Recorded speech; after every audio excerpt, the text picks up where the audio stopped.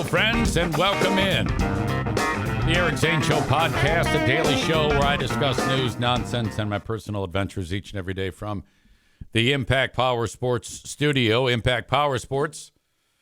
Head over to there when you want to pick up a Yamaha golf cart. You head over to impactpowersportsmi.com or their location, their exact location, on 14 Mile Road in beautiful Rockford, Michigan. Thank you so much to them. They also sell side-by-sides, motorcycles, ATVs, UTVs, e-bikes, scooters, go-karts. Oh, so much. As we are back from the brink, my gosh, that illness that consumed me was no joke. My God. A lot of what I experienced last week, I don't recall. It's all foggy. The unfortunate illness that consumed my soul, I think that might have been the most sick that I've been ever. All right, and I'm not out of it yet. I mean, excuse me, that happens, and that'll happen. But I am definitely doing much better. I would say I'm about 80%, 75 to 80%. But, oh my God. I don't know how I managed to at one point during the week. I think I did a reasonably long show at some point during the week. I know Wednesday, Thursday, and Friday, I didn't do a show. I just came out here and said, hey, I'm sick. Oh, I gotta. And then I published the Not the Best of the Eric Zane Show podcast on the free platform and something to listen to while I'm away on Patreon. There was one day, I don't know if it was Monday or Tuesday, where I actually reasonably fulfilled a show, but I think that actually hurt me. When am I going to learn? Just lay low. Don't do it. So, Chris he writes, Chris D writes, hoping the weekend was full of recovery. And that's all I did. It was like, wake up, look around, go back to bed. And I was exhausted the whole weekend. My energy level is back right now. I'm still coughing. In fact, last night I'm laying in bed and, plotting my course of action for the week here. And I started coughing, and it led to like a 15-minute attack, which it could happen again. I feel like I have to cough right now. In fact, I'm going to stand by. I had this cough button. Alan said, yeah, Tuesday you did like an hour 15. I think at that time that I was thinking that I was out of the woods, but it was just getting started. Chris says, how is the Queen of the Forest? So she had it before I had it. And then I got what she had.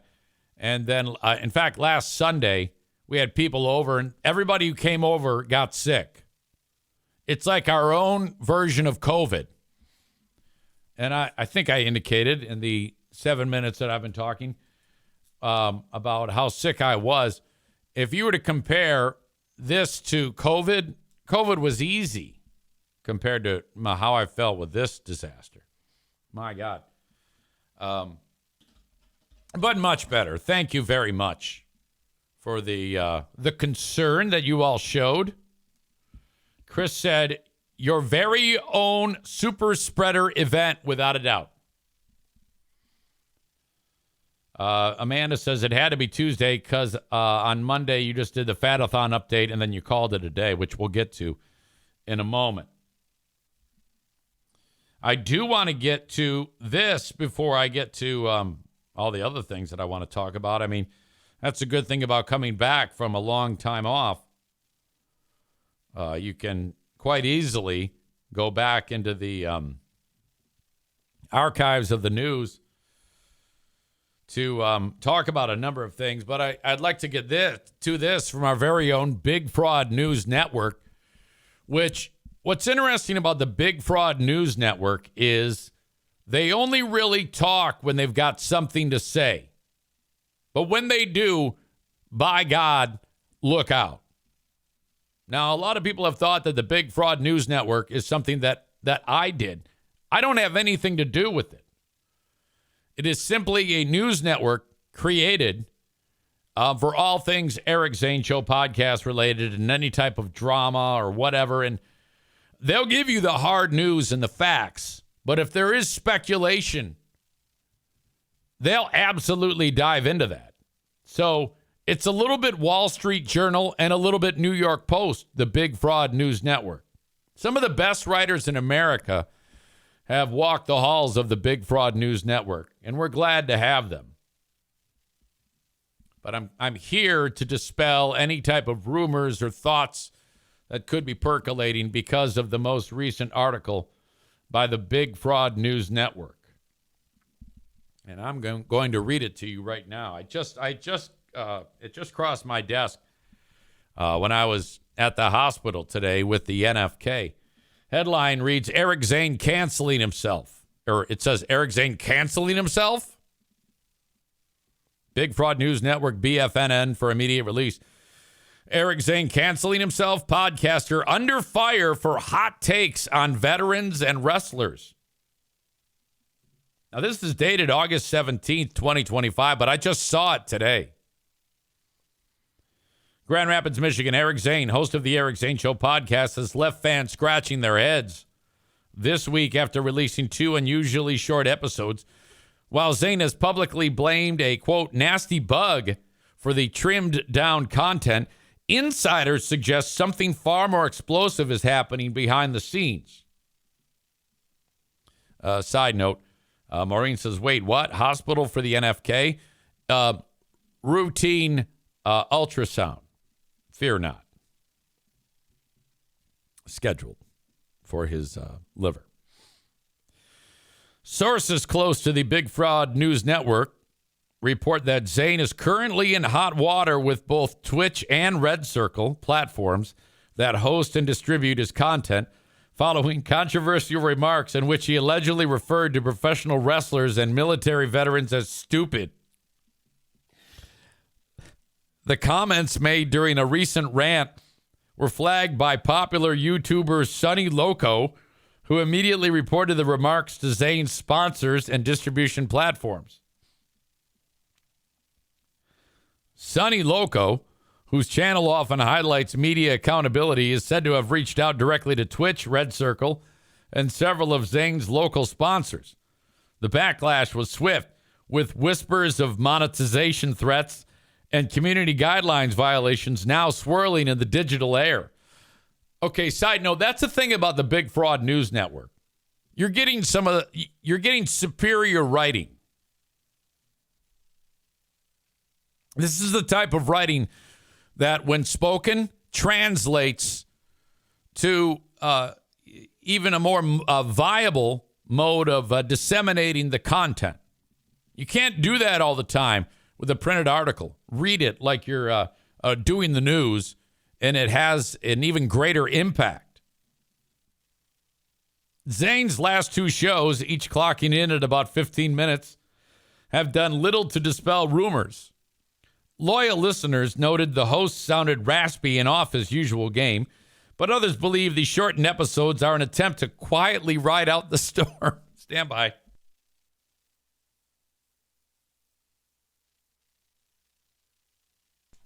Oh, my God.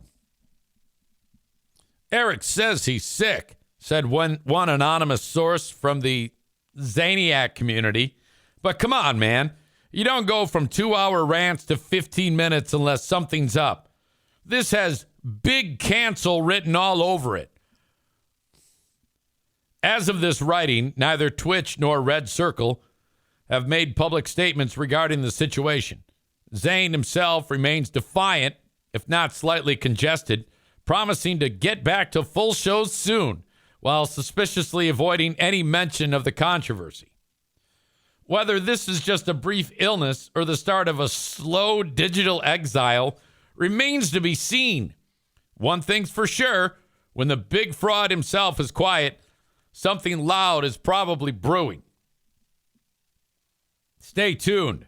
BFNN will be following this story very closely, or until Zane calls us assholes on tomorrow's show.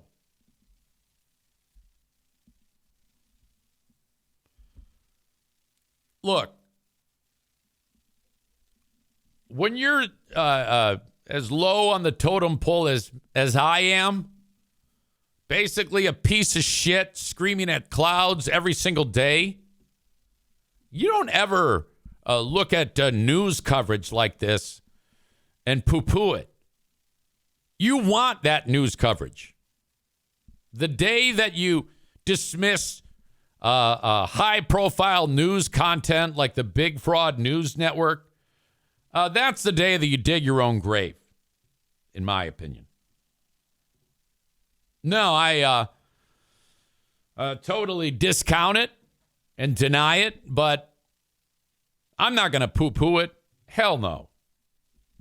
That's a great news source. If they're writing about your old pal EZ, that's a win for me. I'll take that any day of the week. There is no truth to it, unfortunately, but I'm not above just grabbing basic thoughts and ideas and spitting them out as possibly being fact to convince anyone. That is out of my playbook. I support their efforts.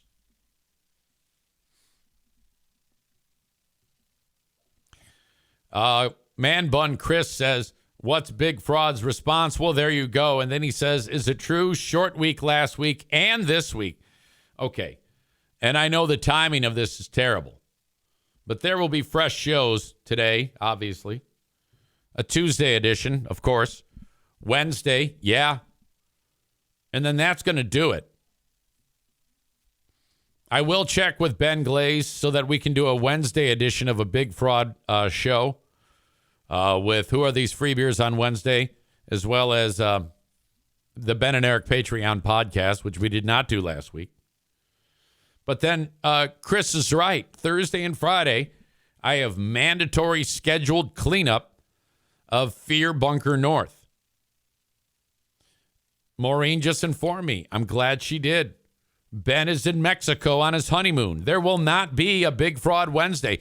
You guys have this down more than I do. Man Bun Chris says it's just a little scary to see the mainstream media talking about this. I know. When the Big Fraud News Network gets behind a story, we haven't heard from the Big Fraud News Network in quite some time. Like I said, they don't say much until something needs to be said. All right? 9 times out of 10, when the Big Fraud News Network says where there's smoke, there's fire, I would agree with that. But not this time. Thursday and Friday of this week, I will not be available because I will be up north. And that started out as literally a all hands on deck approach. The property is littered with dead trees. Now that's music to my ears. I love that. Now the road into the property, you could not get past. I mean, you couldn't even get a car in. There were so many trees down. But that road in follows the power lines. Well, I have reason to believe that the road is clear all the way in now because the power has been restored after Hurricane Ice blasted northern Michigan. By the way, there are still people without power up there. They did restore power to Fear Bunker North. They replaced power poles. They restrung the lines. It's a total rebuild. But in order to do that, they had to get the trucks in with those buckets and the cranes to get up there. So they more than likely, in fact, I know they did, cleared the road for me, which is good. So they did a lot of the heavy lifting. But there is still a tremendous amount of trees that have to be cut up and hauled away in order to be prepared for the annual Memorial Day Fear Bunker North Fish Fry. And I know what you're thinking. Easy, why don't you do the podcast from up there? Okay, the last time I did that, it burned into my brain a bit of a problem that I was not happy with. Fear Bunker North is my fortress of solitude.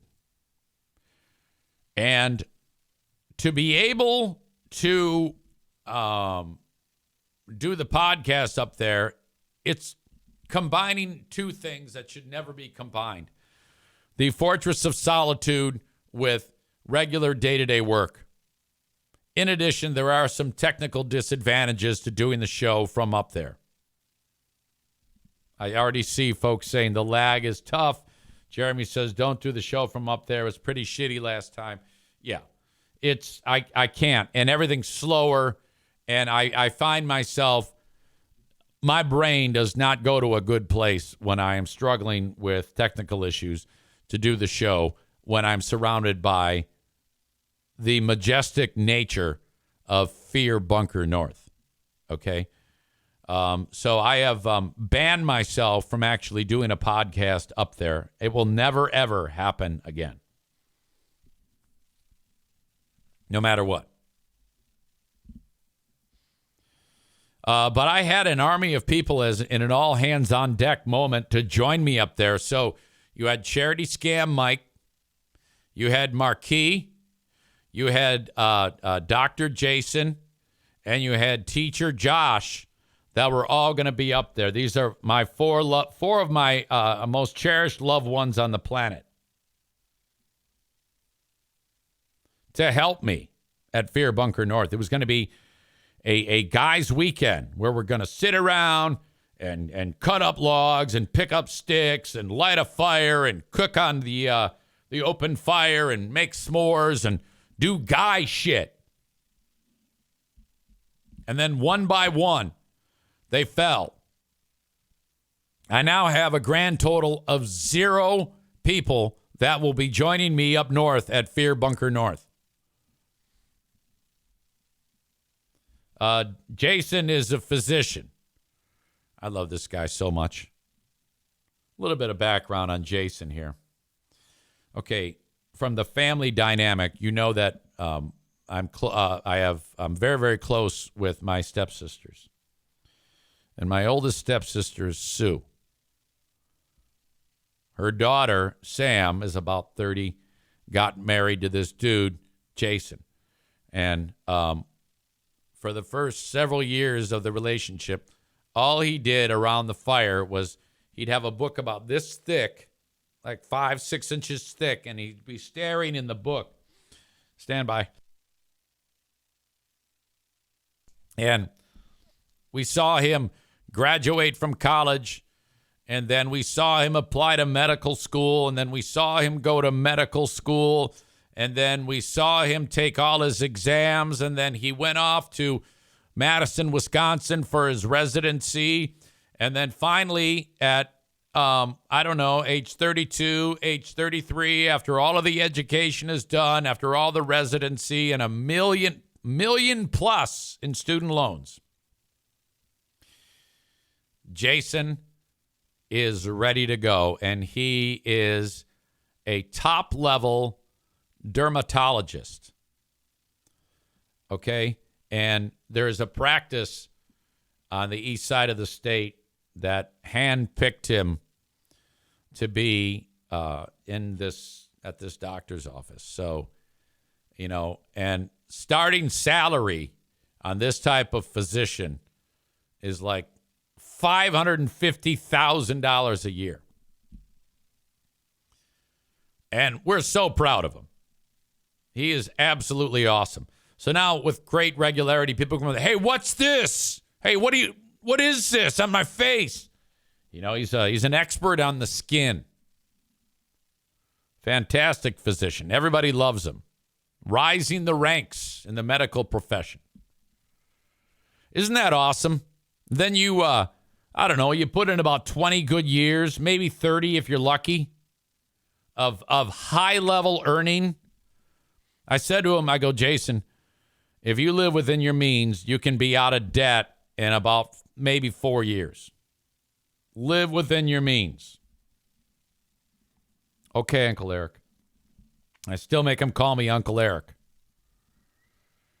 Then you got Josh, who's 6'9" and a teacher. That is my niece's husband, my other niece's husband.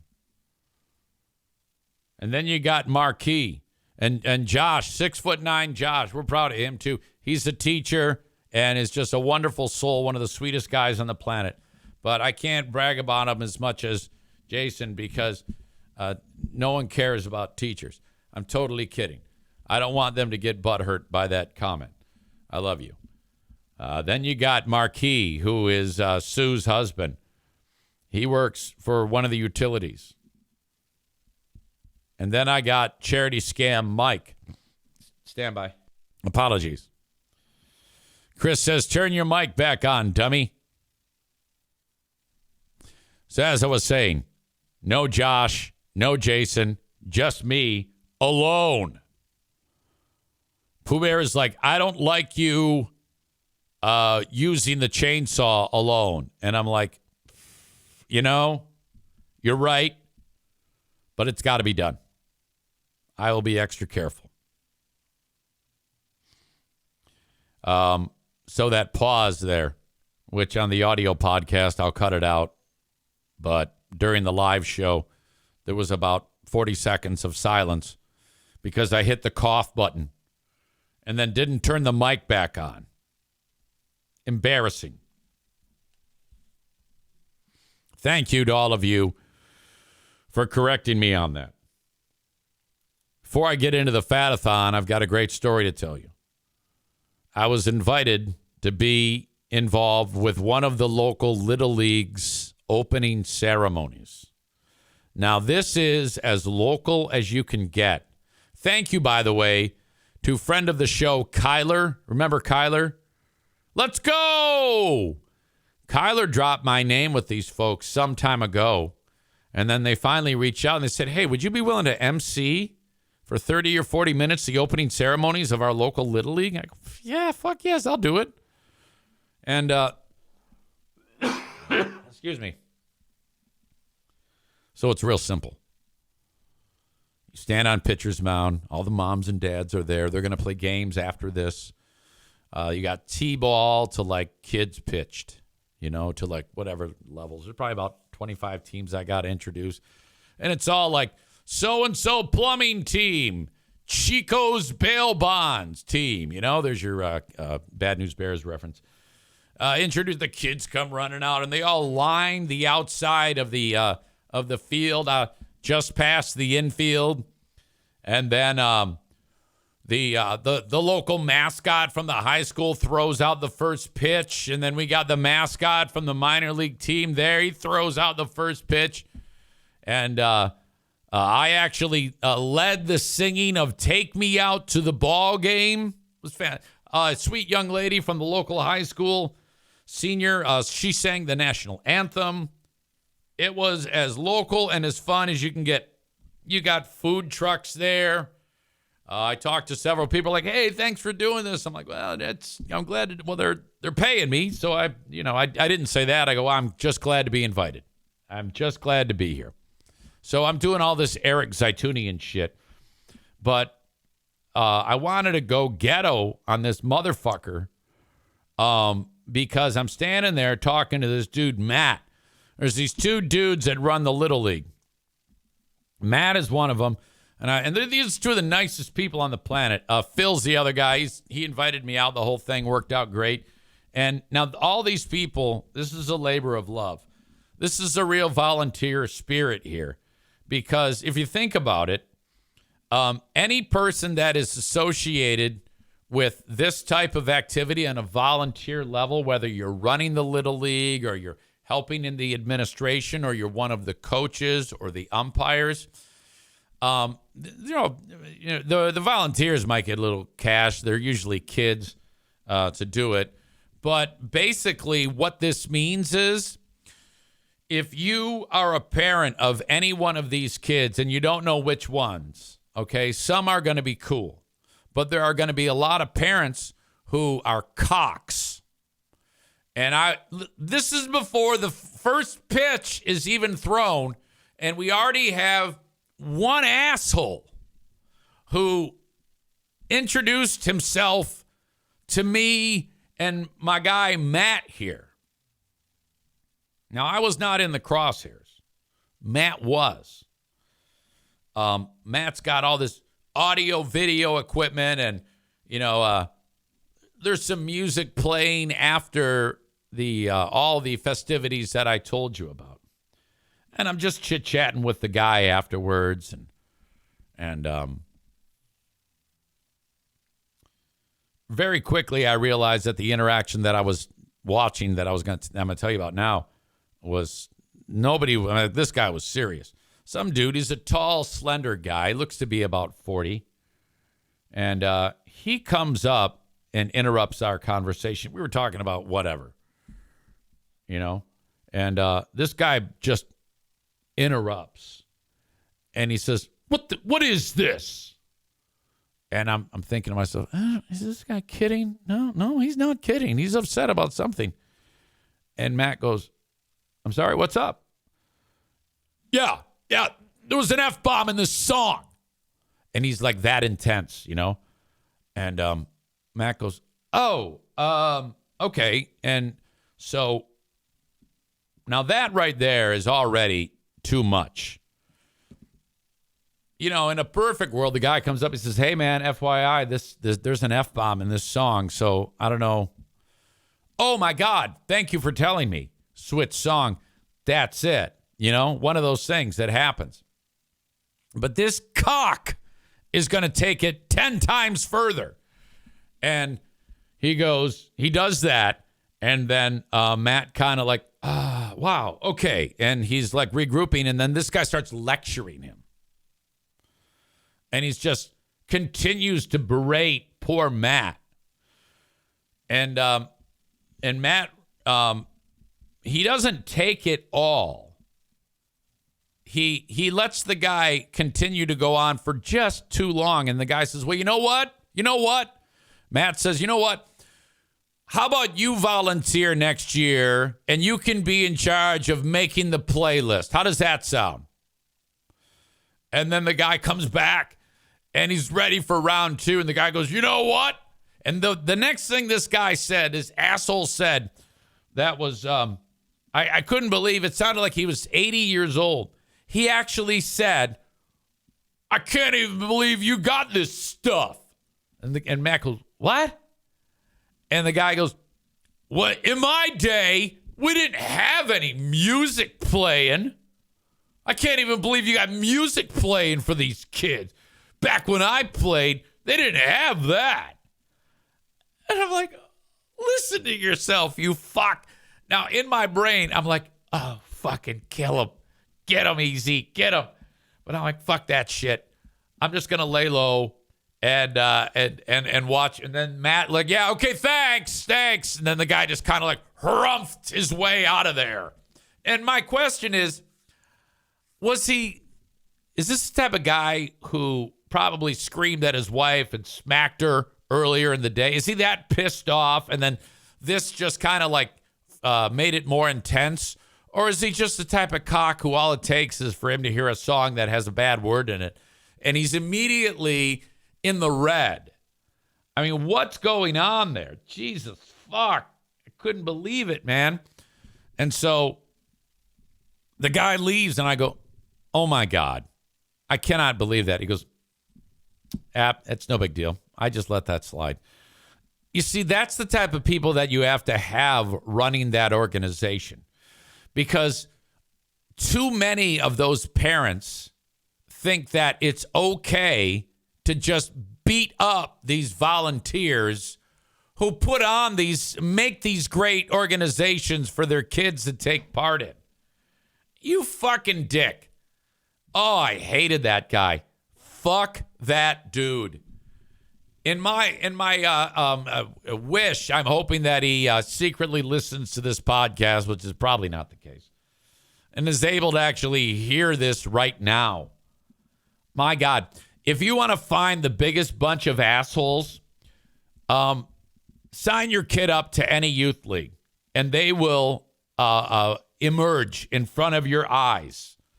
They think that they can say whatever they want to whoever they want with no ramifications. Assholes. My God.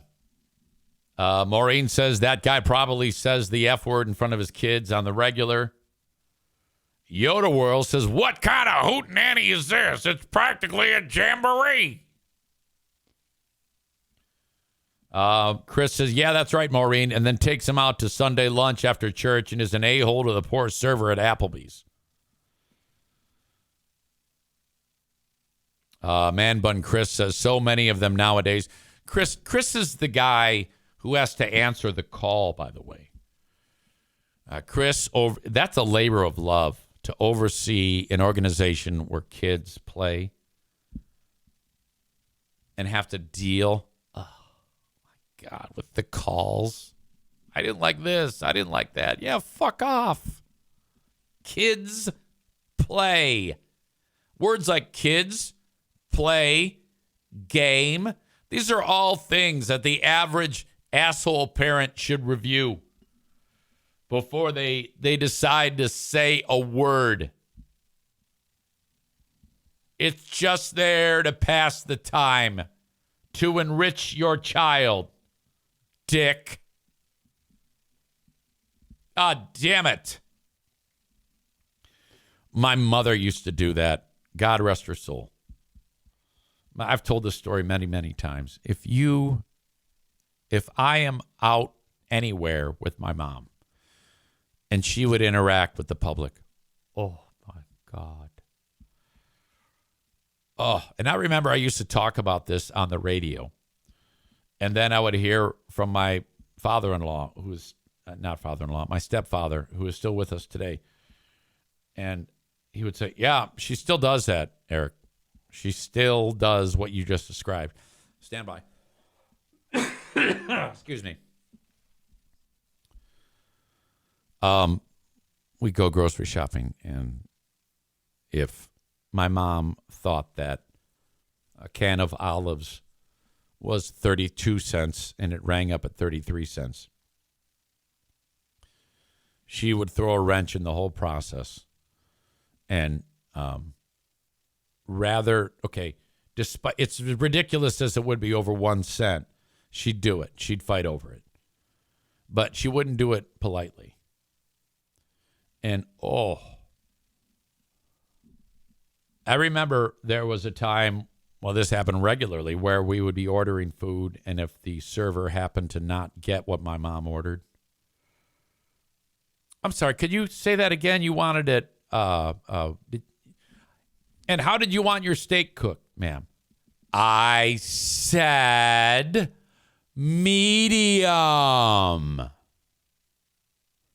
And before she'd say that, she'd go, okay, all right, listen, okay, media. And I'm like, oh my God, fuck, you're going to get your food spit in. So am I.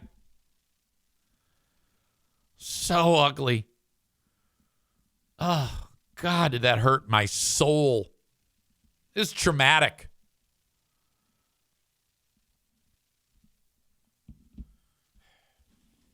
Ladies and gentlemen, it's time to get into the fat-a-thon. And I'm a little bit disappointed in myself because I don't have my good notes in front of me. Or are they here? Maybe they're here. I need the glasses. Everybody weighed in. Let me just get this out of the way. I was at 180 last week. I'm at 182.5 now. Because in addition to not podcasting, the other thing I did was I ate only comfort food. So that's ugly. There you go. Which means I was down 5 pounds in 6 weeks.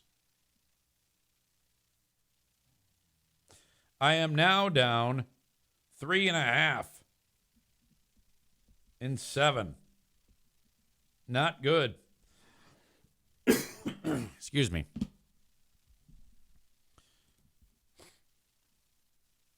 Let's see here. Rebecca. Was at, let's see, 284. We suggested to her, try counting your calories. I guess that worked because she has good news to report. She is down to 282.9, which puts her, after going up to 10.6 total pounds lost, she is now at 11.7 in 13 weeks. Good recovery. I'm proud of you. I'm pretty sure that Amanda recovered appropriately too.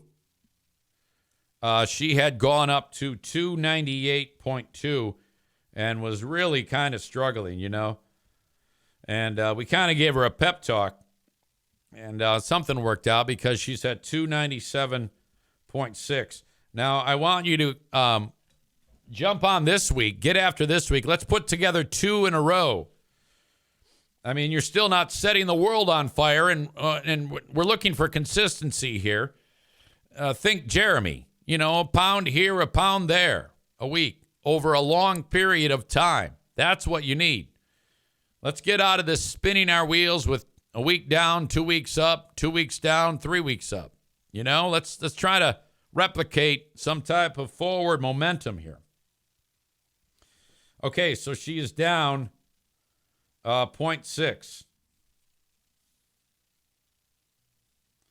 which puts her down 18.9 in 14 weeks. Stand by. All right. This is super interesting, though. Jeremy is very not happy with himself at all. So you might be thinking, well, he finally came back down to earth and after so much success has had a regression. No, not at all. Jeremy's not happy because he lost too much weight in the past 7 days. He was at 248.5 and is now at 242.9. And he wrote, I'm not happy today, EZ. I ate light on Thursday, Friday, and Saturday, anticipating a gorge fest on Easter Sunday, but I way overcompensated. Not good. Yeah, because we've talked about what he had been doing, pound here, pound and a half there, 0.8 pounds there was the secret sauce on his weight loss. So for him to suddenly drop, Jesus Christ, almost 6 pounds, is that right? 5.7 or 5.6. I think that's right. Yeah. Is probably something you don't want to do because then you can fall into that trap of for some reason that's not a good habit to get into, according to people who are diet experts and dietitians. But okay, so you might go back up next week, and that's probably what he's referring to. You know what I mean? And that breaks his heart. That then you're looking at 2 weeks of, God, the negativity of losing so much weight, and then the thinking about, well, boy, what's it going to be when I get myself back into this next week, and will it go up? And then he has to deal with that. So you're right.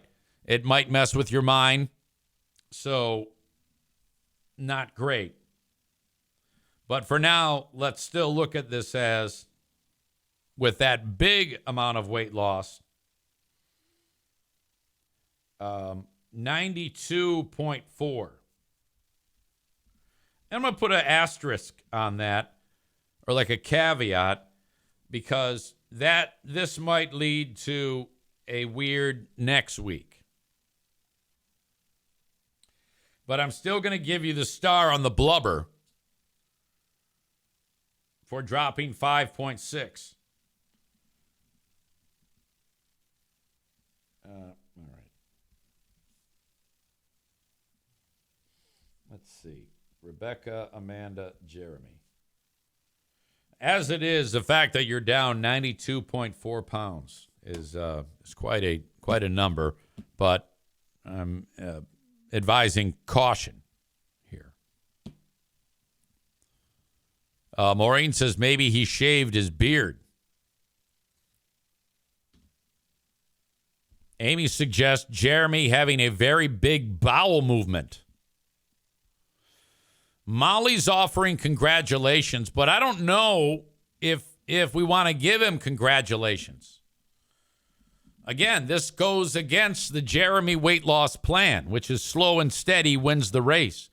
To suddenly drop 5.6, yeah, dude, just get back after it. I would suggest still keeping yourself in some type of deficit. And then hopefully no ill effects there. He says, I'll be down again next week, 1 to 2 pounds like usual. Well, let's hope for that. And I think that it is very important if you're into the boat of any of these folks trying to lose weight. Do count your calories. Write it down. Excuse me. You should know. I think it's real simple. You should know what you're supposed to eat in a day. And then eat appropriate foods and don't kill it on the calories. I don't give a shit if it's all healthy food. If you're getting in more calories than you're supposed to, you're going to gain weight. All right. There you go. So congrats to everybody except me. Boy, did I go on the comfort food. It was like whenever I got hungry. Isn't there a saying? Don't you have to feed a cold and starve a fever? Or is it starve a cold and feed a fever? Which one is it? Because I know I was feeding a fever or feeding a cold. My God. That was my thing. Was the spectacular amount of food. You do feed a cold, Stevie says. So doctor's orders right there. All right. We had the garage sale over the weekend, and the garage sale was fucking great. If you ever are in a spot where you have a neighborhood garage sale, the locals love neighborhood garage sales. Don't just do a one-off one. Do one when the whole neighborhood's doing it. Maureen says you got to feed a cold and feed a fever. Here at the house, we fed the Mexicans because there was literally a bus with, I don't know the word in Spanish that was on the side of it. It was a white bus of landscape workers. And they all came out of the bus wearing yellow type of, with reflective gear on it. And I'm just going to assume that they were all illegal. Okay? And there was probably 15 to 20 illegal aliens in the garage shopping. And they buy clothes for next to nothing.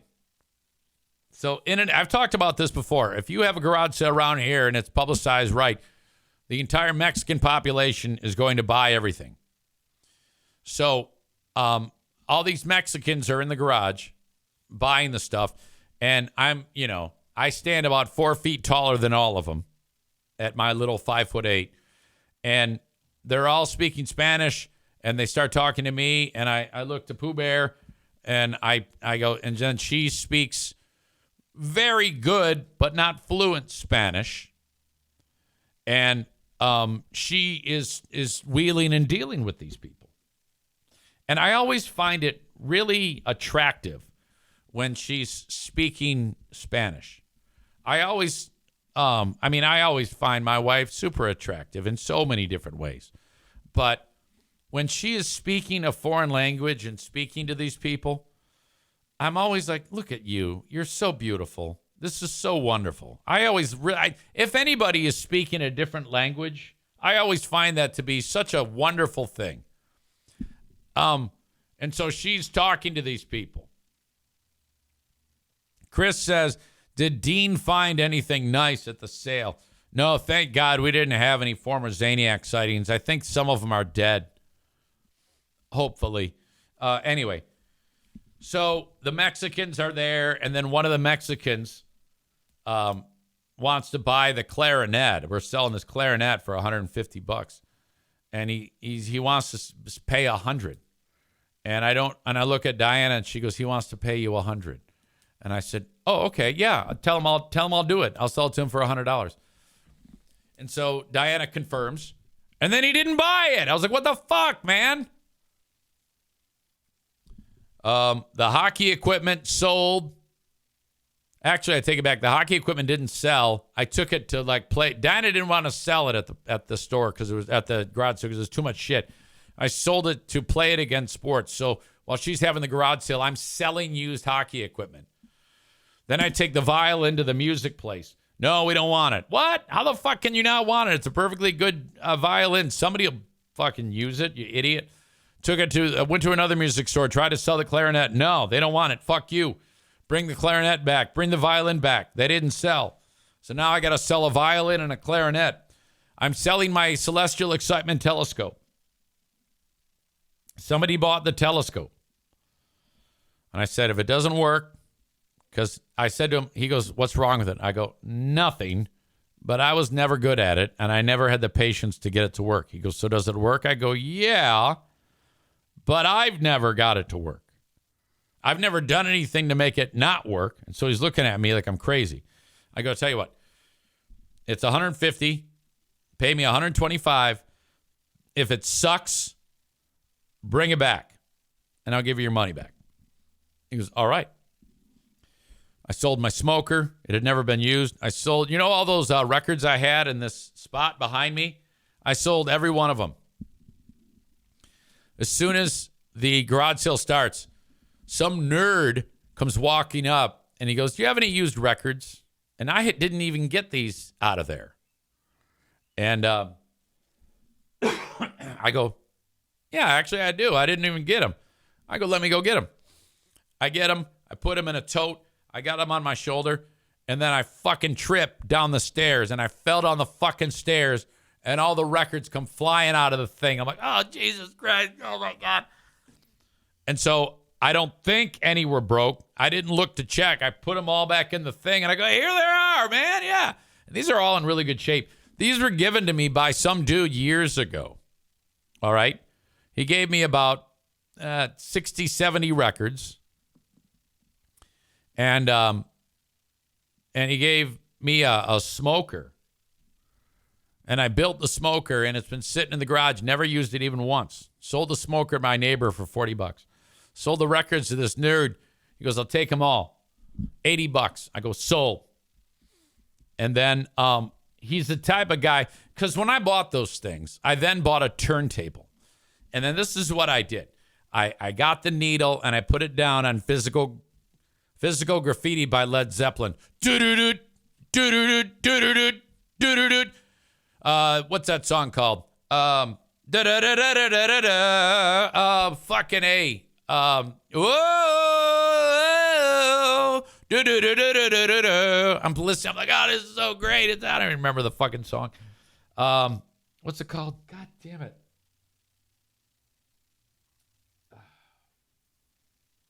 Trampled Underfoot? Kashmir, that's it. Oh, my God, yes. And, oh, this is great. Jesus Christ, I got a record. And then I put the needle back, and I never listened to a single one again. You know why? Because they fucking suck. That's why.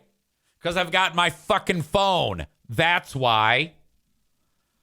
I'll get these fucking records out of here. So I sold those fucking things. We sold a Wii and all the games that go. It's like every game that's ever happened in Wii. Some kid, you have any Wii games? I go, yeah, how about these? And the Wii, you want this? Oh, yeah, I only have $50. I go, that's fine. Take it, get the fuck out of here. I don't give a shit. Dan's like, we could have sold that for more. I go, fuck you. We got it. Don't even worry about it.